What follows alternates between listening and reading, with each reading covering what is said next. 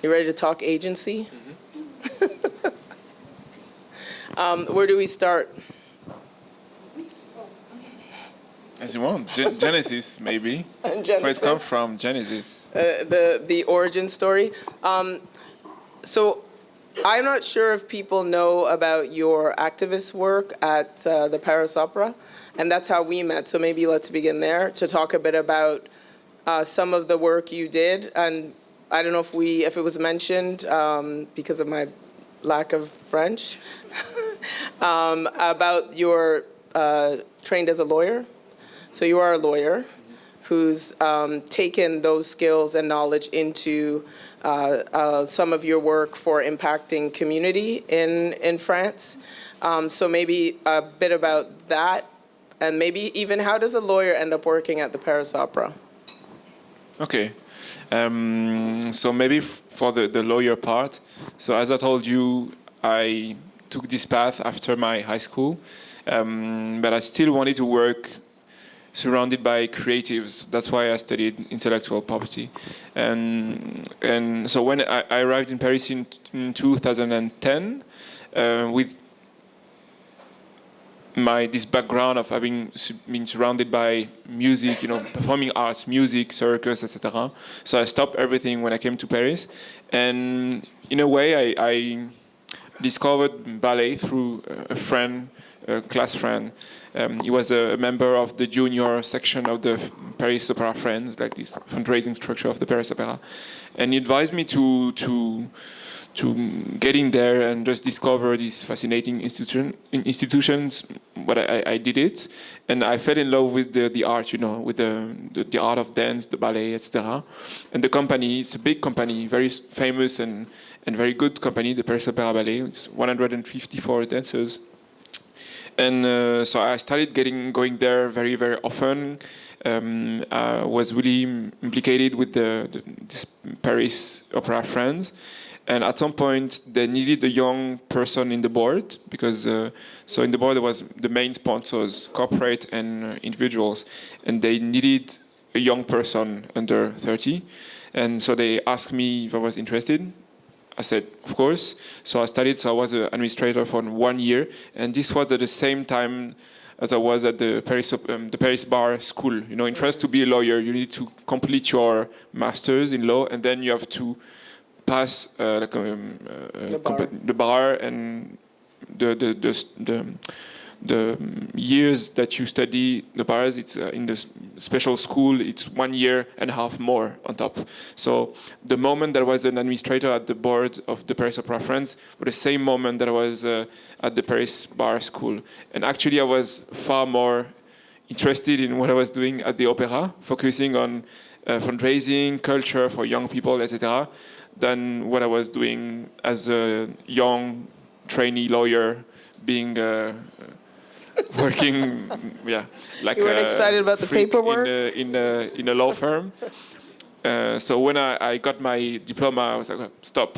I really liked it. It was really interesting. I liked the intellectual stimulation, but I really need to work in this artistic environment because it's really what I like. And actually, there was an opportunity to work in the team. So I quit the board, and then I was hired as part of the team working on PR events, fundraising events, and looking for sponsors, young adult sponsors. So that's how I started my relationship with the Paris Opera. My offices were in the Palais Garnier, so I don't know if you've ever visited Paris, but the Paris Opera is two theaters. There is Opéra Garnier and Opéra Bastille. Opéra Garnier is the old building, it's from the 1875, and the Opéra Bastille, it's much more modern, from the end of the 80s. And most of the administrative staff is at Bastille because the space is bigger, is made for that. Paris Opéra Garnier was made for artists, not to have a lot of administrative team. But the fundraising team was lucky enough to be in Palais Garnier. So it was also living there, working there, being surrounded by, the couture atelier for the costumes, hearing the callings for a stage call before the shows, seeing the dancers, the singers, etc. So really, and I was really feeling very good in this house. I love that your story is not about, I got a law degree because my parents wanted me to be a lawyer, because I feel like there's a lot of us in racialized communities that you do the degree to make your parents happy and then you go do something else. Yeah. I have a teaching degree so my father could tell people Karen's a teacher. I've never taught anybody anywhere. So I love I think my parents were glad that I chose this way. When I said, okay, I'm quitting, they were a bit, didn't really understand. But anyway, they didn't push me anyway. And my mom actually, she did ballet when she was very young. So for her, it was also, she admired this culture, etc. So yeah. And then so I ended up at the Paris Opera. And so the question, I was there. So yes, and then there was COVID, and during COVID there was lockdown. During lockdown, the Paris Opera was closed. So basically, I had nothing to do because I worked on events and looking for new sponsors. So they were trying to keep the sponsors, not looking for new ones and events. Like there was nothing to celebrate and nowhere to go. So I was just at home with my roommate, doing nothing all day and having a lot of time. I think maybe that's. Same. Like a lot of us were in the same situation, having a lot of time for myself, and reflecting on things that I don't usually take time to reflect on. And so I had this book, this catalogue from the exhibition Le Modèle Noir, the Black Model, from the Musée d'Orsay. And I was reading this book, and then George Floyd murder happened, and there was this big global conversation on racism, etc. It was very intense. I had a lot of conversation with friends, good and bad ones, conversations. I mean, and it was a lot. I mean, it was very intense psychologically. And I think for me, something switched, because until then I was considering myself lucky.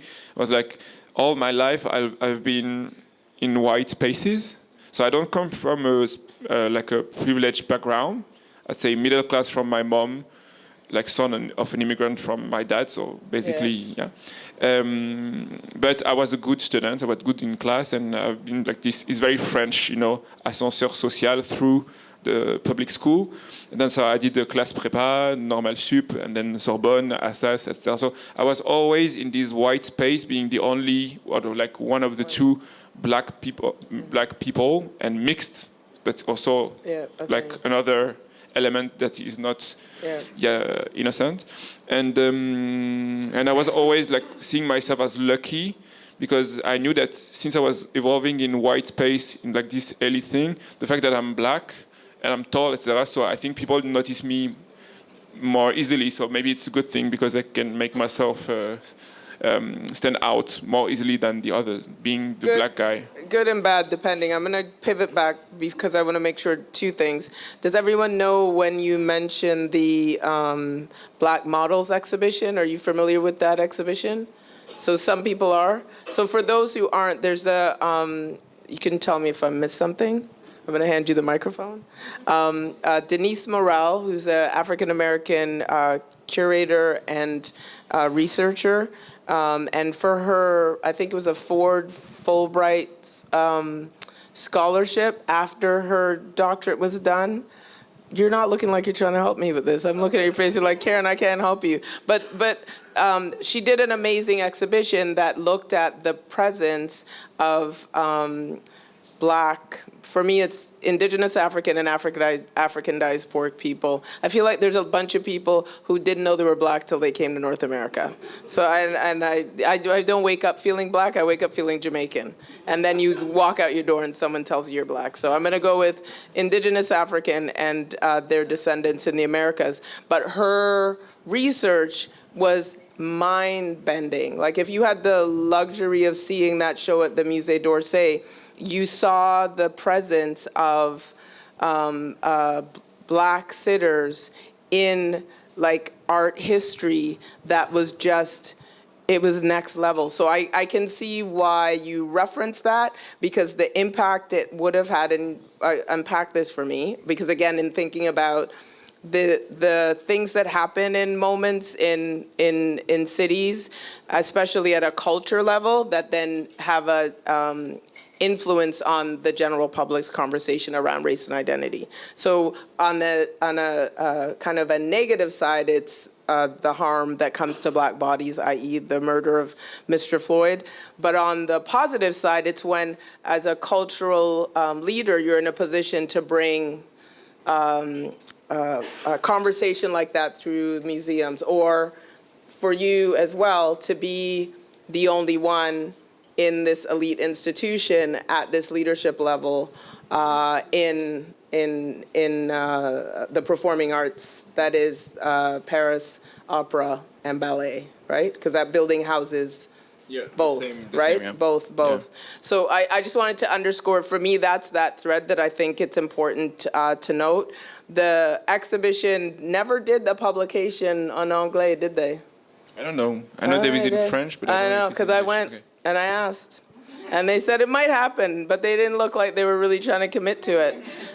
It would have been amazing to have the publication in English, because if you're an art lover, you recognize the images, they're images, but then to see all of the things you might have seen, sometimes never in person, and then to see all the things you've never seen, and your brain's exploding. And some of it is about European masters who had indigenous Africans and their descendants in the diaspora, a lot of it in the Caribbean, sit for them, and just works that had been sitting in the bowels of museums from all over the world that have been brought together into the Musée d'Orsay. So for me, that culture thread is super important in the work you do.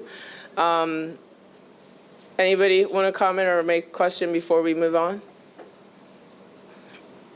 I know, there's a lot there. There is. Okay, you're next. Yeah.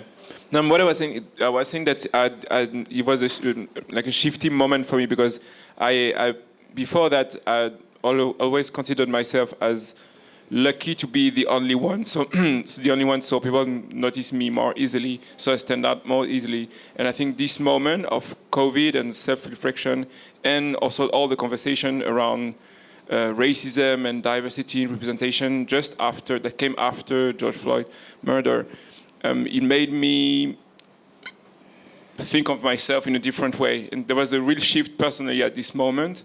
And I started actually to read about anti-racism. And I've never done that before. I read this book by Renée Edelodge. I don't know if you're familiar with her. She wrote this book. So the title is Why I'm No Longer Talking. Voilà. So what is it? Why I'm no longer I notice talking. You're helping him. You help me. Yeah. No, but it's a big. About racism. So in French, it's translated le racisme est un problème de blanc, which is also, it's like a provocative title, but it's actually not meant to be provocative. It was the title of one of the articles on her blog at the time, and then she made a book out of it. And for me, it was the first time that I was seeing my own reflection that I made in my own head through the experience that I've lived in my life.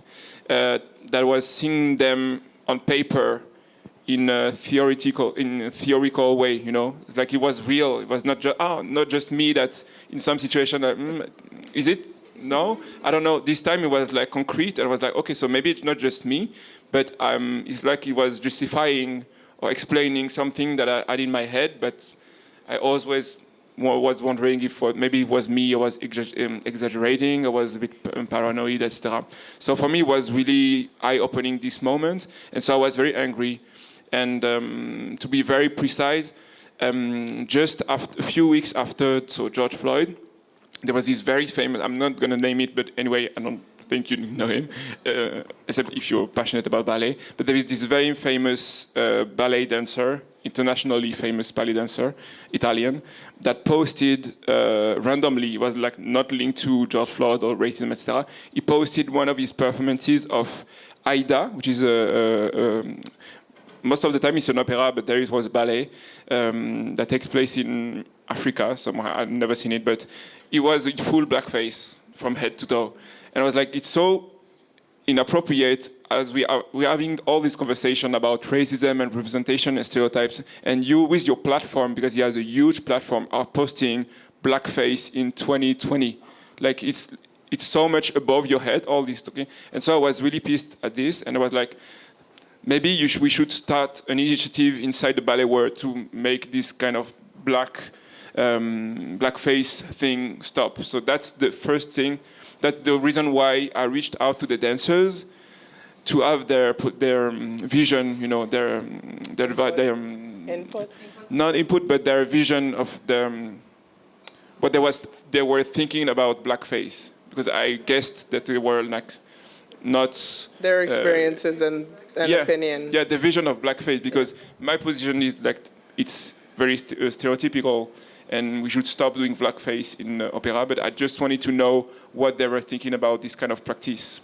Okay. So that's why we gathered together. We took a coffee, and I actually did transform into sharing our experience of being black people inside this house.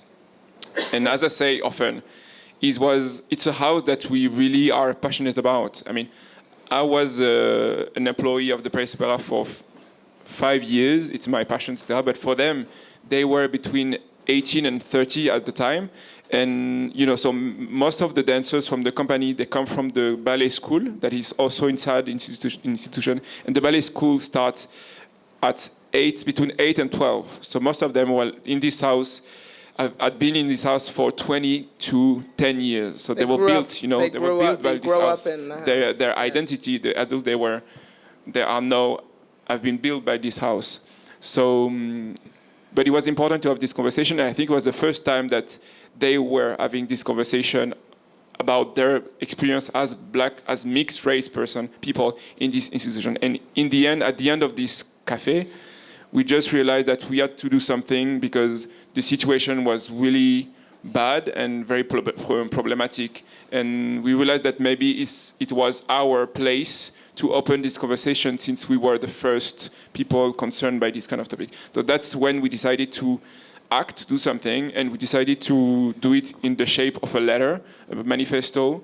And the manifesto, to be very quick because we can be there for 3 hours. The manifesto was articulated around 5, so that's my lawyer side, in 5 topics. The first topic was the stereotypes in the repertoire, so in the piece.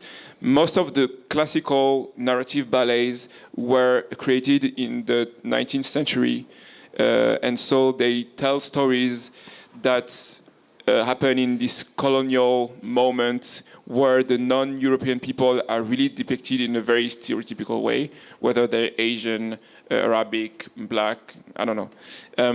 So the first topic was this. So how do we deal with the repertoire that is full of racist stereotypes, and also the naming on some part of the building, etc. So this was the first point. Second point was the fact that the material that is provided to the artist is not matching their, let's say, the standards, like as for skin.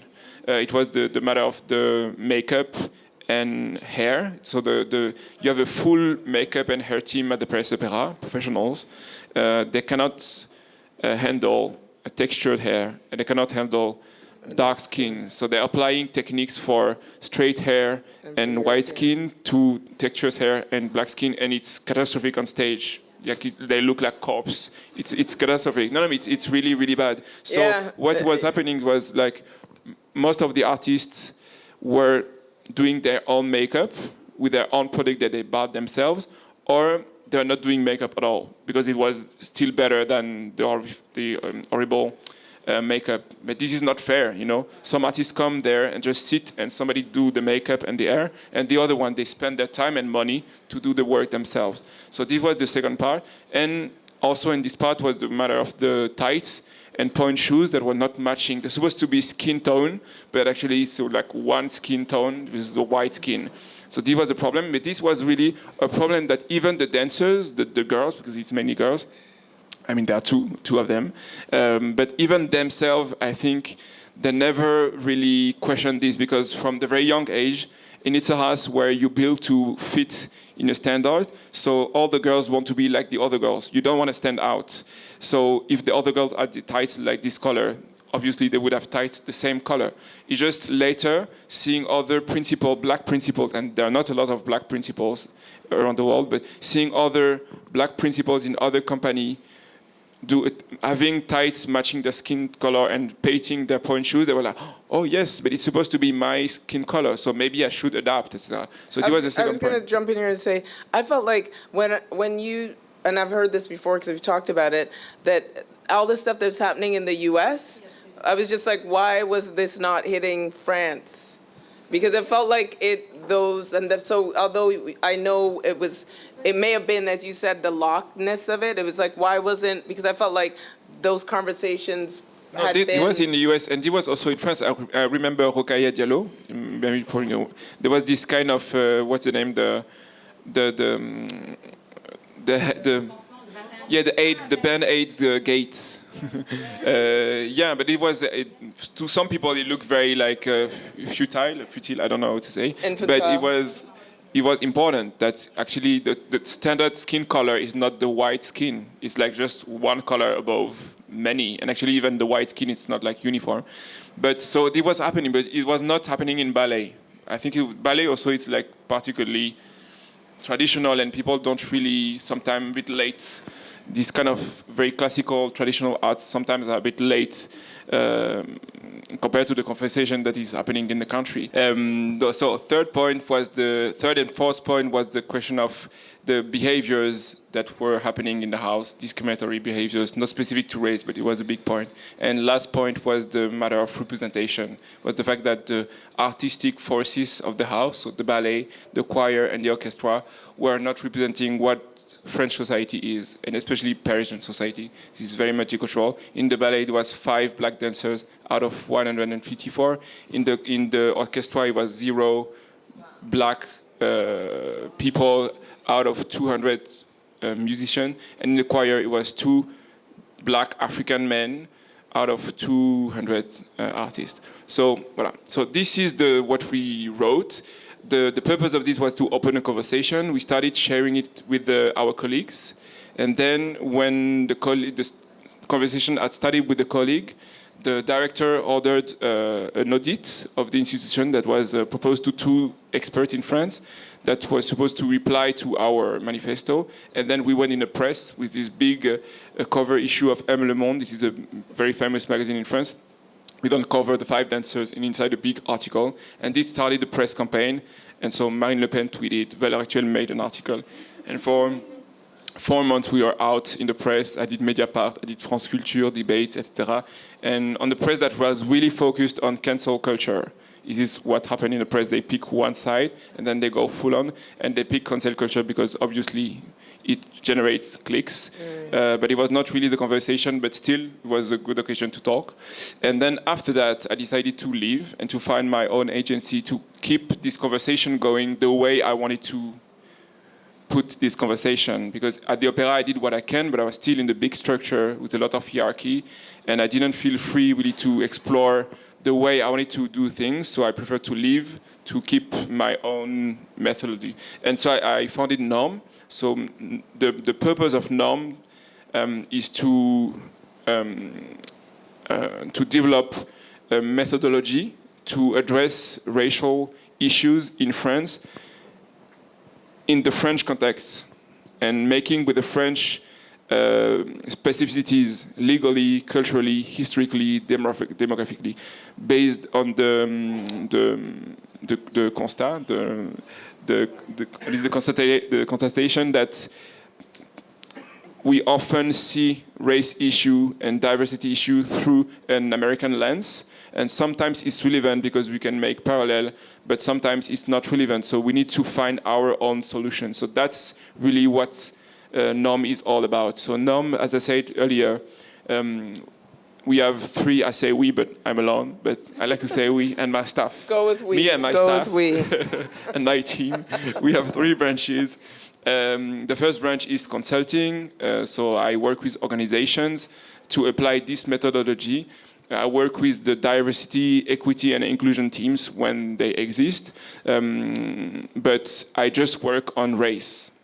And the fact is, in France, diversity, equity, inclusion, people think equality of gender, they think sexual orientation, they think disability, they think socio-economical background, but they don't want to talk about the obvious race. So with me, there are no choice. I'm here to talk about race, or we don't work together.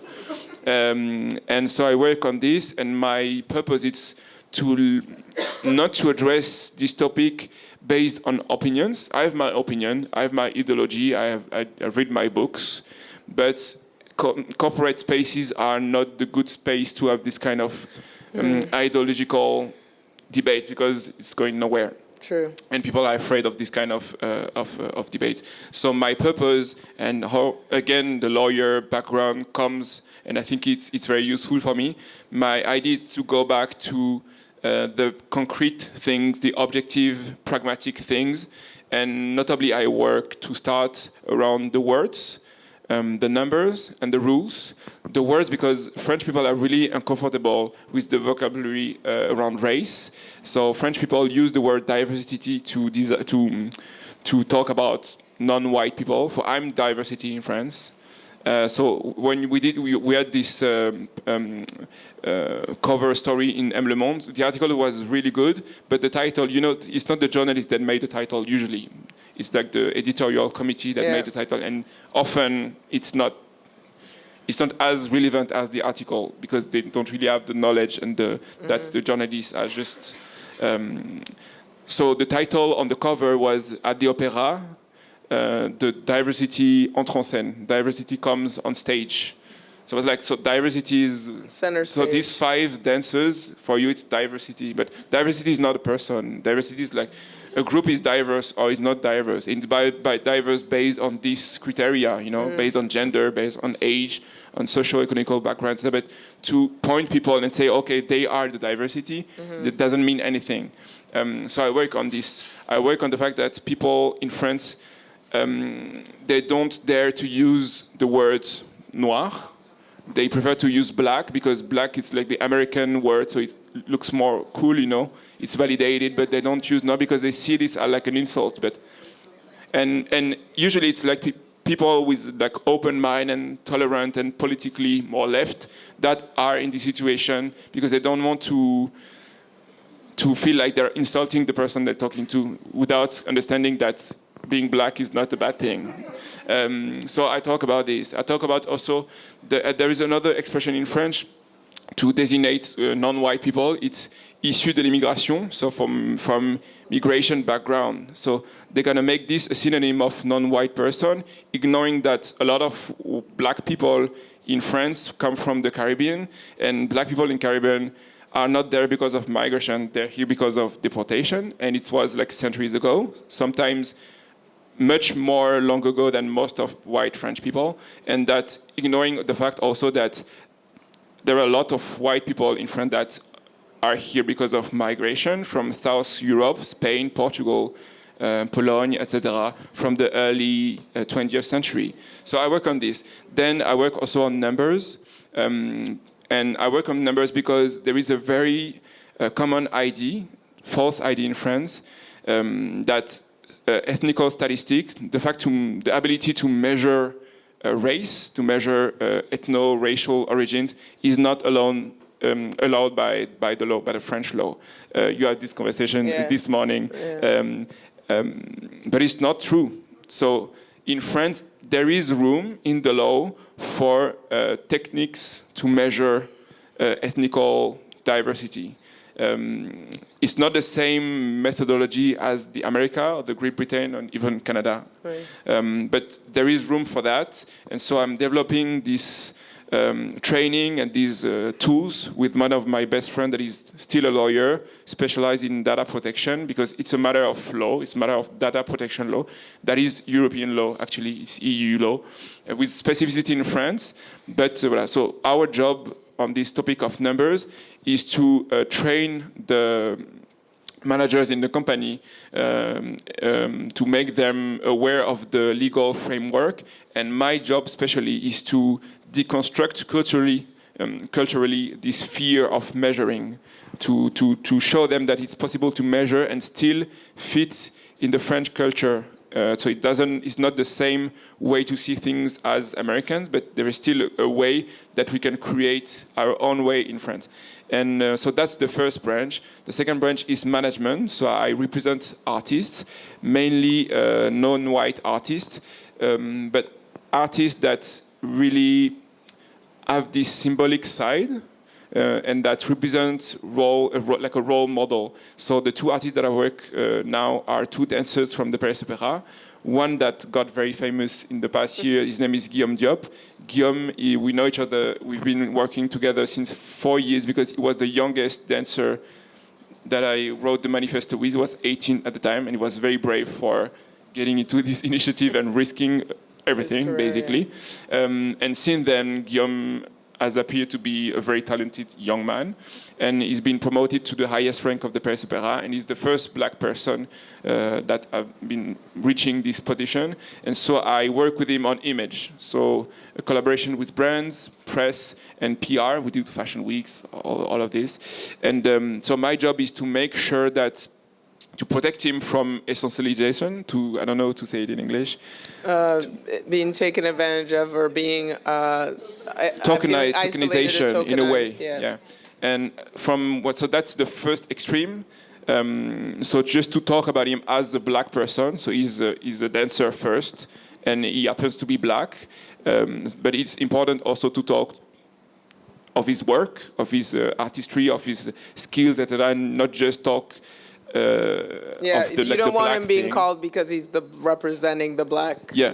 So that's the first. I think that's the first extreme. The second extreme that I try to avoid, so it's like finding a balance in between the two, is just ignoring the race factor, because it means something when you're a ballet dancer at the Paris Opera and you're black, and it's saying something. It's political. It's inspiring young people to try to go to ballet school and to try to become a professional dancer. So my job is to keep a balance between these two extremes.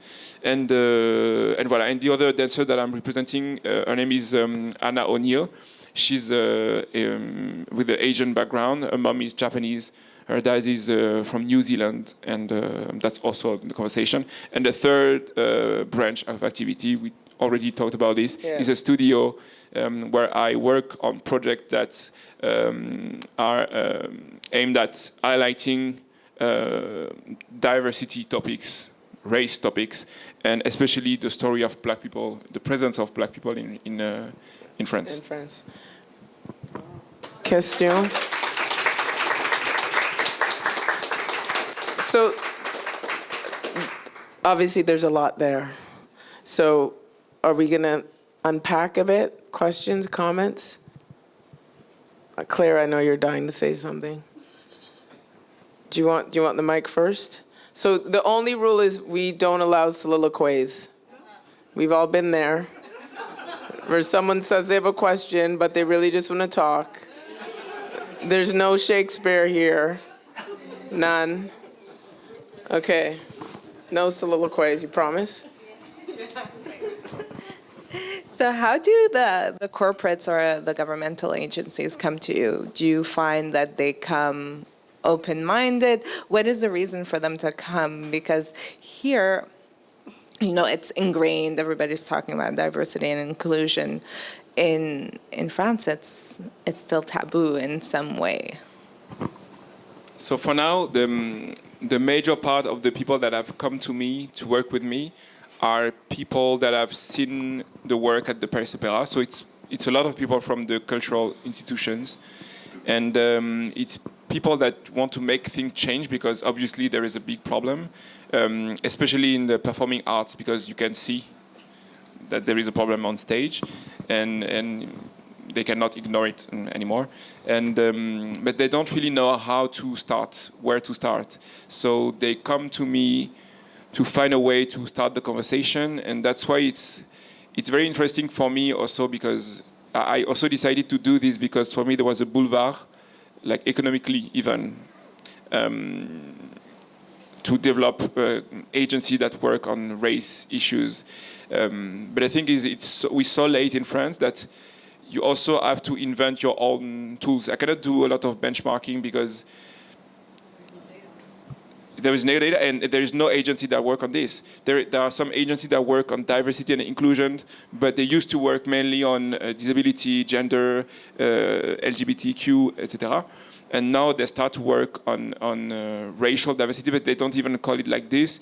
And a lot of time, to be honest, it's bullshit. I saw this agency, so from the outside it's really pretty, like it's nice websites with a lot of colors, etc. There's this agency that they propose the company to start with so the company has to fill a survey with some information, and in the end they gave this kind of PDF with numbers and rates, etc. So based on 5 indexes, and one of them is diversity, cultural diversity. So first, I don't really know what is cultural diversity, but so I dig further. It's like we can, but most of the companies don't produce numbers. So how am I going to judge the performance on the company on this? So I went further, and I go there, and I dig a bit in the result of a big international French company. And actually, they based the notation, the grades, on the number of foreign nationalities in the company. I mean, I don't say it's not relevant information. It can be, but it's not what we want to know. We want to know blacks, Arabic, Asian people compared to white people. How much? How good do you do in making your company a safe place for these people? So a lot of this. And for the people that work really just on race, usually it's people like Rokaya or Mabula, etc., that go also giving some intervention in company, but their job is not to be a consultant, just like professionals, teachers. Rokaya is an editor, she's a journalist, etc., and they're just people that are really clever and they know how to navigate, and they go and they. But it's not consulting. It's not like consulting company. So I'm going to jump in just to say, because I want to be clear, as Canadians, I don't think we're as far here. So I also want to say that, because sometimes it's easy, especially I feel like every time I'm in France and other parts of Europe, I have conversations right now, if you're following what's happening with the far left in Italy or in Germany, and you're hearing folks, especially Indigenous Africans that are there, that are feeling like they need to leave because it's getting super uncomfortable. But then I feel like for those of us that are here, if you look at the culture sector in Canada, if you look at it in Toronto, in a city this diverse, you see some of the gaping gaps. I mean, I know our own opera company, the brother who's the principal there right now, who's from South Africa. There was a whole conversation that was coming up about, again, it's this, it's the exceptional, Black person, right? It's this idea that you are there because you're somehow super special. And I'll, in the colloquial term, say, the exceptional Negro. And it's like, that doesn't make any sense. So I want to just say that I think the work you're doing is super important, but I partly am poking at you in the audience to say, we know that some of this work is ongoing here, and it's not as far here as it should be. I think we only just started statistically allowing race in Canadian data capture with Stats Canada, because I don't think it was allowed previously.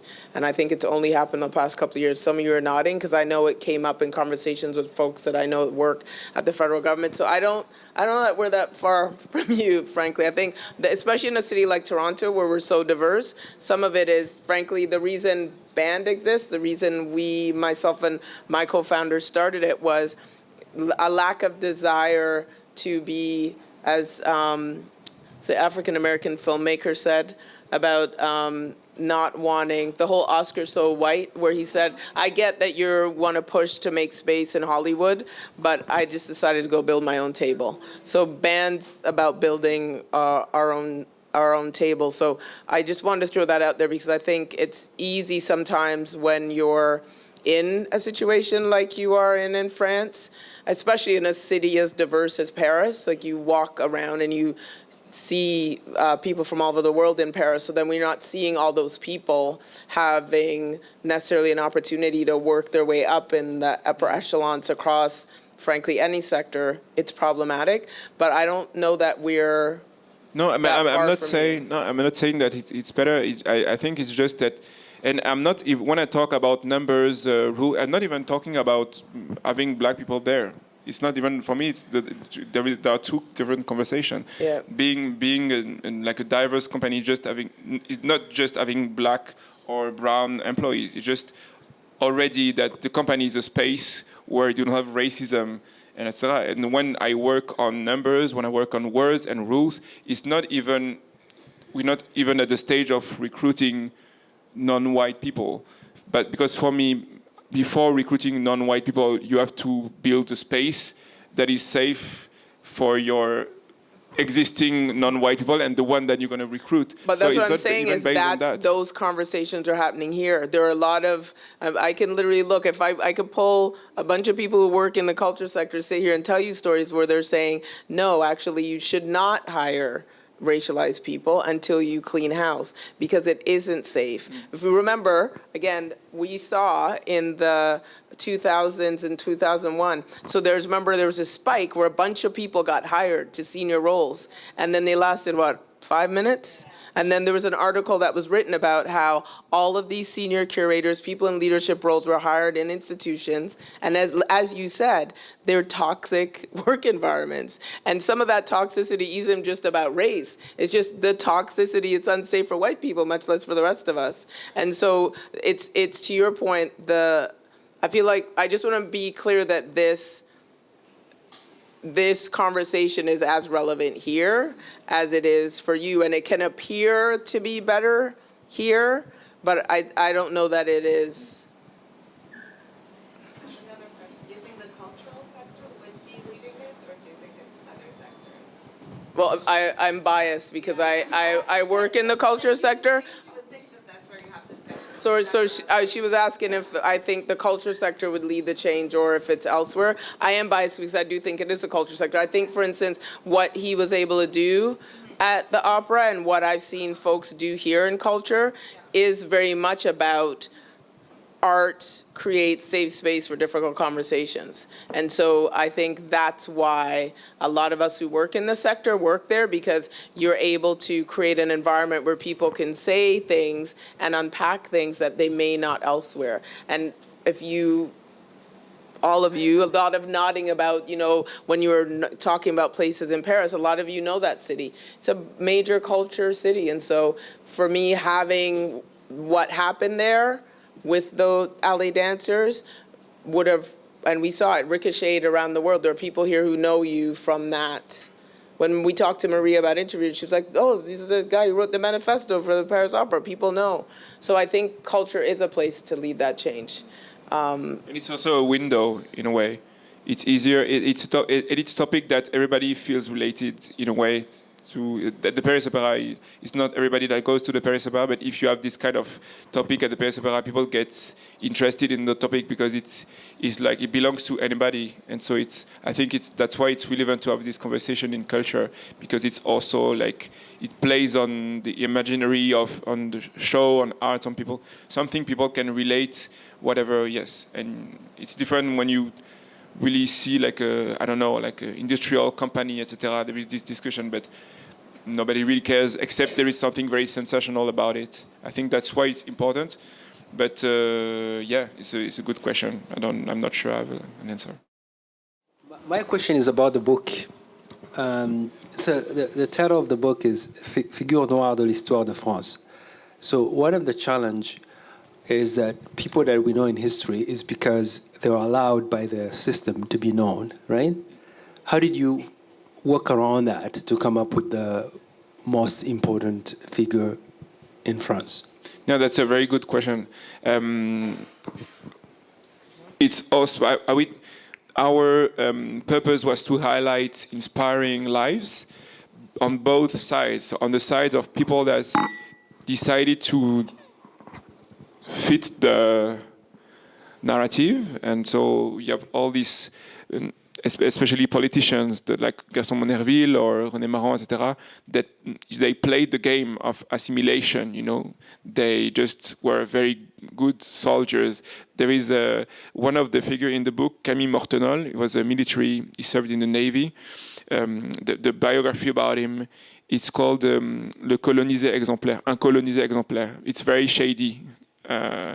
It's not such a good thing to say. But so we picked people that really, because to be the president of Senate, in a way, you have to navigate these spaces and to fit into what is expected from you. So we decided to celebrate these people. But we also decided to celebrate people that were against the system.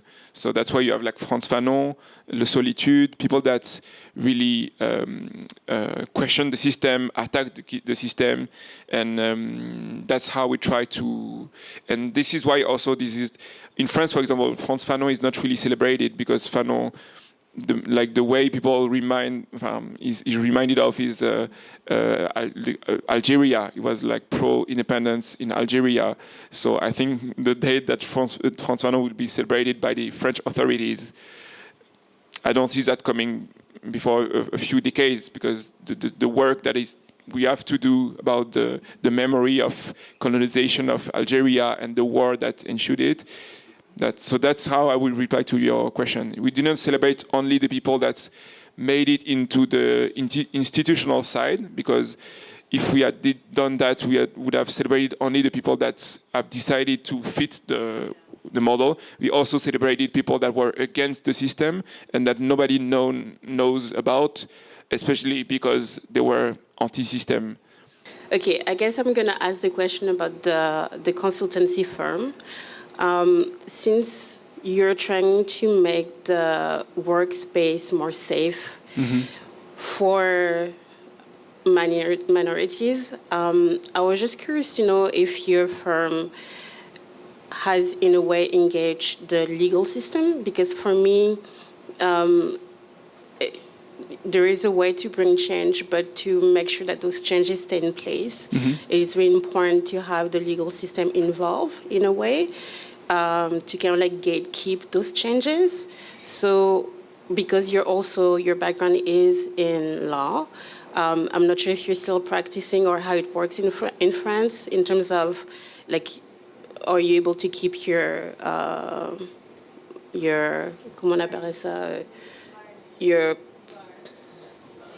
status? Yes. Are you able to keep your status if you're not practicing anymore? But so in your firm, are you adding some kind of like aspect of comme un volet pour que le système judiciaire soit impliqué? So are you able to have the legal system or lawyers involved in the process, and are you hiring them to support the people that you're actually trying to advocate for? Je ne sais pas si je dois répéter la question en français. OK. No,